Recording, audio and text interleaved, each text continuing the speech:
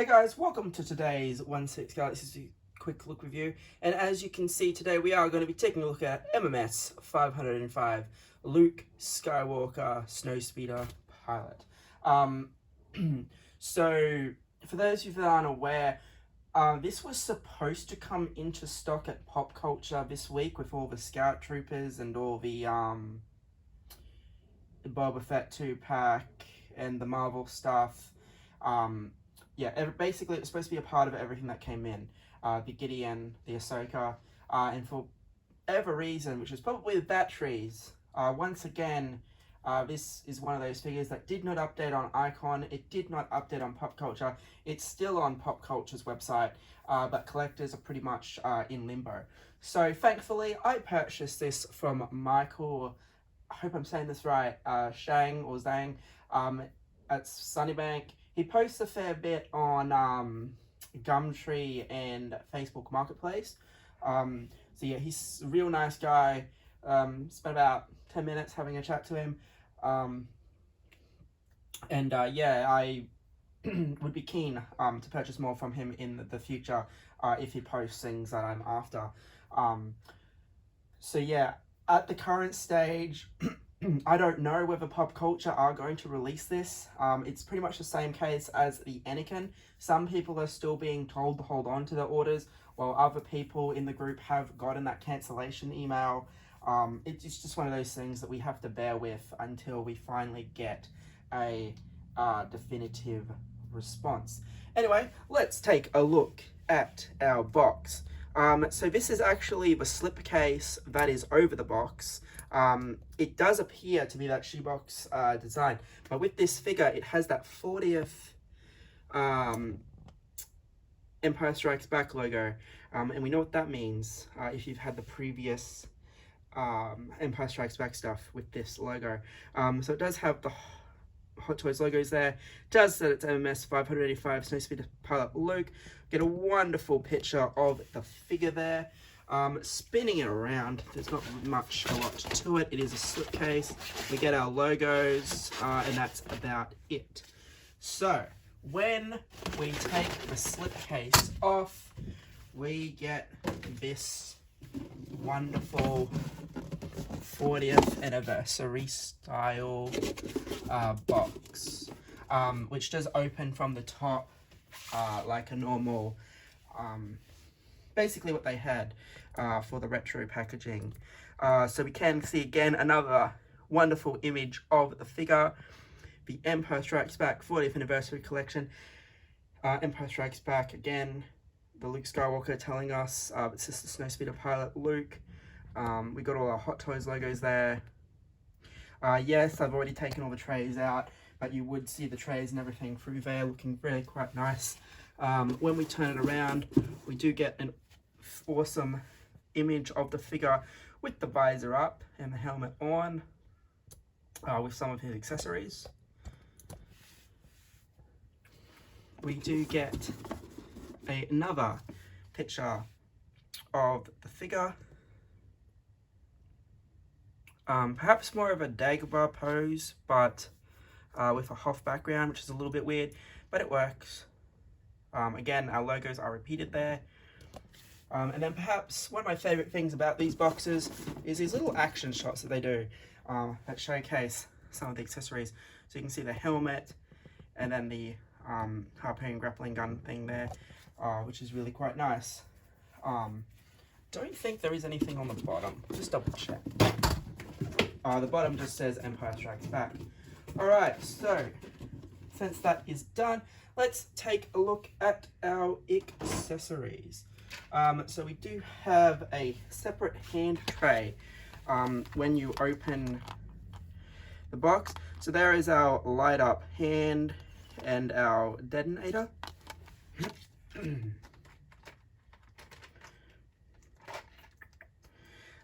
This piece here does slide up and down to allow you to get to the batteries. We do get a very nicely detailed lightsaber that is permanently affixed. I haven't put the batteries in, I'm not going to, but you can see that the details on the gloves are fantastic. will come into the light a bit more to showcase that off. They are beautifully, beautifully weathered.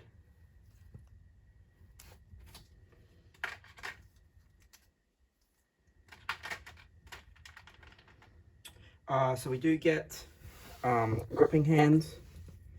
Again, really, really nice weathering and detailing on the gloves.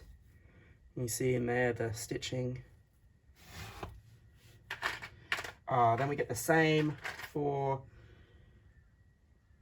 the ungloved hands.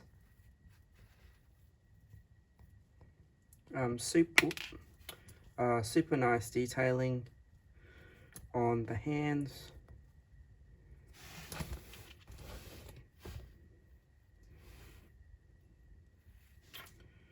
Once that refocuses.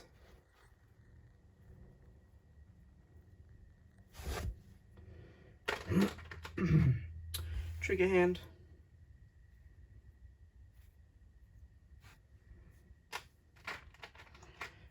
And that kind of steadying, gesturing type of a hand, waving, whatever you want to really do with it. So that's in a separate tray, and then here's the little detonator that he throws up into the AT. Very nicely detailed, not too much to it though. Pretty basic, but it does the job quite nicely.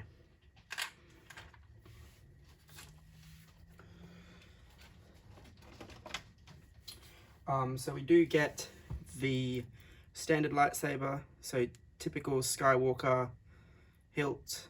Again, very nicely detailed, what we've gotten before. Ignited, a softer blue for the blade this time, as to what was probably accurately used in Empire Strikes Back. We do of course get the swoosh effect, if that's what you like using.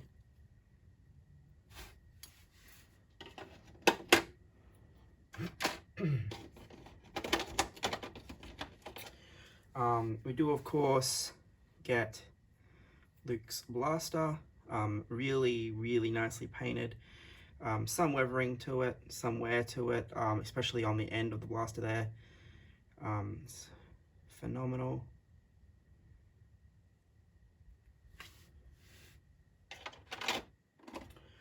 We do get the stanchion gun, suppose grappling gun, whatever you want to call it. This part does extend out with the rope. I'm not going to extend it out all the way, but it's there if you want to have him hang.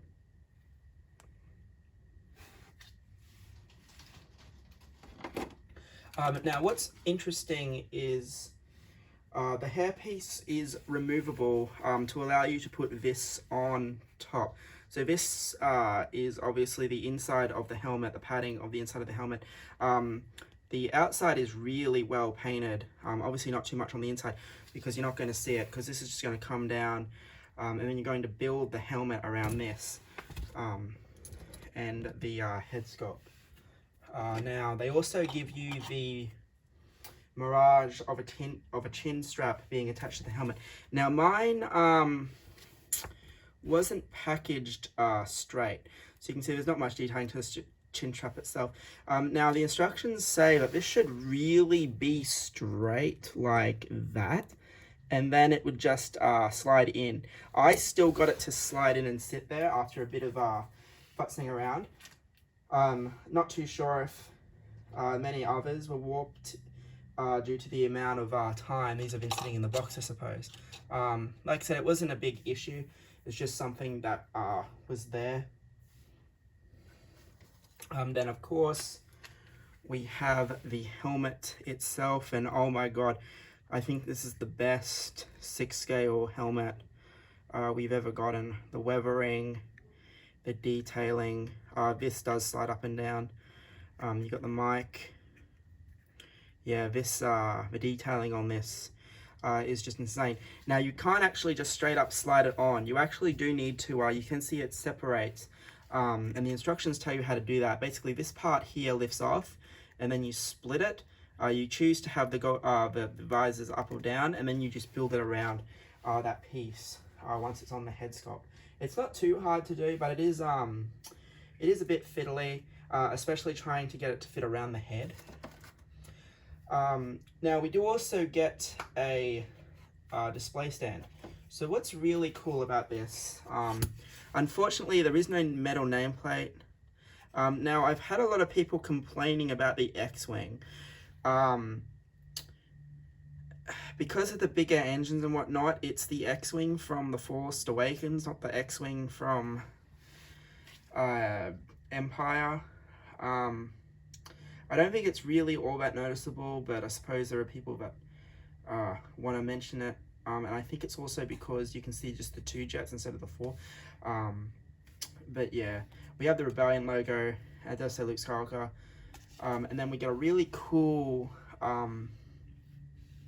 painted image of the underside of the AT-AT, which is weird considering since it should be up that way. So it is what it is. I probably would have preferred this to have been like the Snowspeeder windscreen or something, but it's fine. It looks nice. Now you do also get some alternate options. These are just those decals that sit on top, but you do get your just your snow. Apologies, white on white's not the best, but it does the part. Looks like Hoth. And then we get this really cool, probably my favorite one actually. We get this really cool Dagobah one, which has this lenticular type of art to it, which is why it's gone all crazy on the camera there. But yeah, I really like this one. And you also get with the base, similar to what Sideshow did, you get this kind of snow effect to sit over there. So you can cover the name you can cover the name plate if you so wish. It does come covered in the box like so, but you can choose whatever angle you put this on. This is very heavy and it's very nicely detailed. Now the other unfortunate thing is, I guess, and it's because of that stenchion effect, is they give you the waist grabber as opposed to the normal display stand. And I feel that so you can kind of get him in those hanging poses, which is fine. I don't think it's going to damage the suit too much because it is a fabric suit. There's not much pleather or anything to it, but it's probably just something to be aware of when you're doing it. Alright, so let's get Luke Skywalker out here and take a look at him. Hopefully he's going to stand.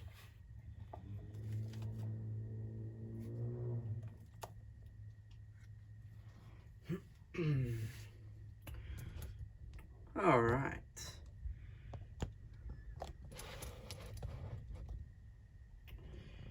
I'm just gonna fix this up. Alright, so as you can see, this is a really nice portrait of him or Heath Skywalker. Probably one of my favorites, actually.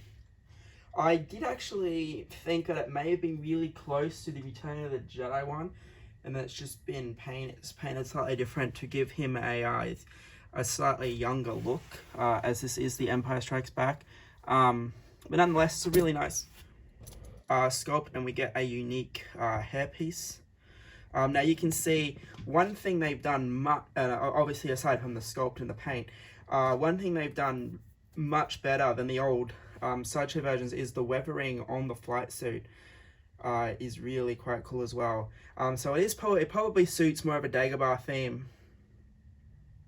But I suppose if he's sitting in the cockpit of the Snowspeeder and he's getting blasted around, he'll probably get some, and then when he's on the snow, he'll probably get some sleet and stuff on his jacket. So it works. You can see all the different components of the flight suit there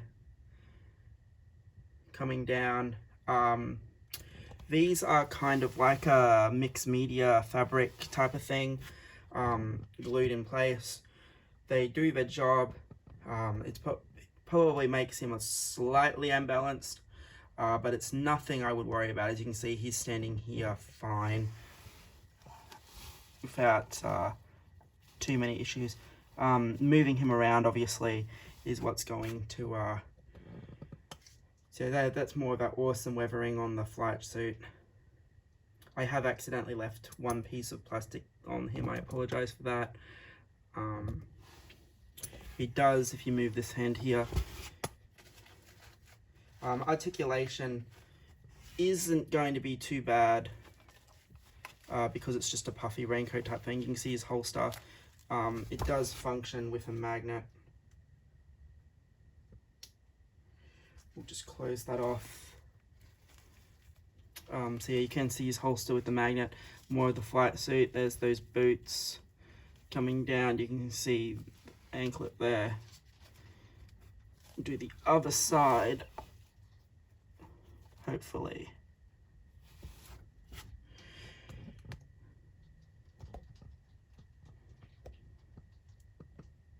So yeah, we can see more weathering. And then of course the back, so you can see that the hairpiece, it's quite a nice hairpiece. That continues down and around. So yeah, it is overall a really nice figure. I originally wasn't going to pick this up because I'm a little Luke and Boba'd out from all the different Skywalker and all the different Boba Fett variants that they released or just keep putting out. But when I saw that this guy was potentially going to not even hit Australian retail, and I saw the price that Michael wanted, I just had to jump on him, and I'm glad I did. He's a really nice figure. So as I said, the hair just pops off. It is a case of the magnet being too strong, and so typically this magnet here does pop off. You just got to put it back in to where it would sit, and then as I said, you just grab this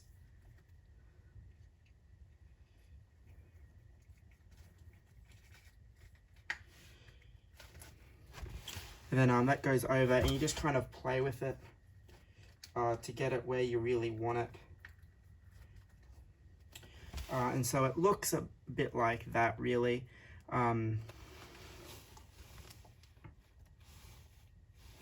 Now, we'll see if I can do this. It is quite a difficult thing to do. But yeah, this middle piece, you really don't want to try to do it too quickly, because you honestly, every time you do it, you feel like you're going to break the helmet. So this middle piece just lifts off, which gives you that.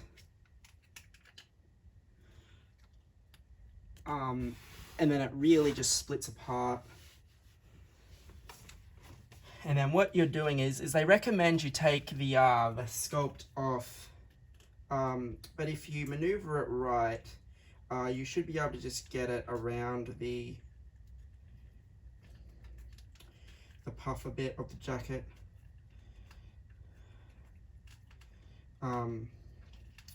As I said, you really should take the sculpt off, because the puffy neck piece really doesn't help trying to get this down.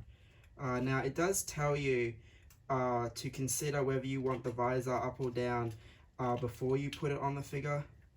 Why that is, I couldn't really tell you, but it's just something that it says to do. So you're probably better off doing it. This isn't probably going to look all that good because we are doing it. We haven't followed the instructions, but there he is with the helmet on. Again, you do need to move the this out of the way, because it will look a lot better with that out of the way. But yeah, it's a really nice helmet, and it really does fit him well. And as I said, this chin strap, the idea is is that you just place it up and slide it in amongst the helmet there.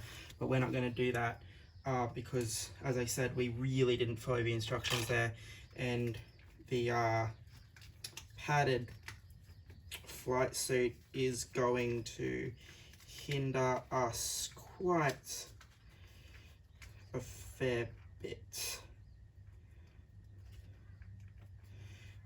But let's put him back on, take one last look at him.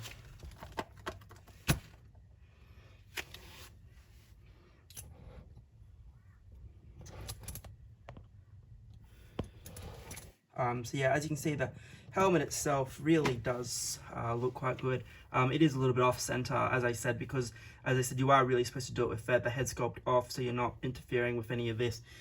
But yeah, it's a nice helmet, and it really does look good. Overall, it is a really nice figure, and I think you're going to be able to get some really decent articulation and stuff out of him. Anyway, guys, this has been a quick look at MMS 585 40th anniversary Luke Skywalker Snowspeeder part from Hot Toys. Thanks for watching. Keep your eye out for the Boba Fett review. We'll do that a little later on, I think, probably tomorrow afternoon.